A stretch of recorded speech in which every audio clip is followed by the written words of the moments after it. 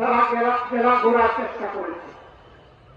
আমি লোকদেরকে জিজ্ঞেস করেছিলাম, আমরা শুনে থাকি উন্নয়নের জোয়ারে দেশ বাড়ছে, সেই জোয়ারের সামান্য ছিটাফোটা পানি কি এখানে আসে না?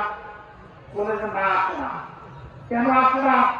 বলে বর্তমান শাসক গোষ্ঠী সাতক্ষীরাকে বাংলাদেশের অংশ মনে করে না। সাতক্ষীরার উপর তারা জুলুম করেছে, সাতক্ষীরার জনগণের অধিকার দেয়নি, মানুষ খুন করেছে, গুম করেছে, পঙ্গু বানিয়েছে, ইজ্জতের উপর হাত দিয়েছে, সম্পদ লুণ্ঠন করেছে এবং মানুষকে কার্যত তারা তাদের দাসে পরিণত করেছে। কম বেশি এই চিত্র ছিল বাংলাদেশে। সবচেয়ে খারাপ অবস্থা ছিল সাতক্ষীরা। আমরা মহান আল্লাহ দরবারে দোয়া করি, শুধু আল্লাহ দিনের পক্ষ নেওয়ার কারণে যদি এই জেলার এই অবস্থা হয়, আল্লাহ তুমি দুনিয়া এবং আখিরাতে এই জেলার মর্যাদা তুমি বাড়িয়ে দাও।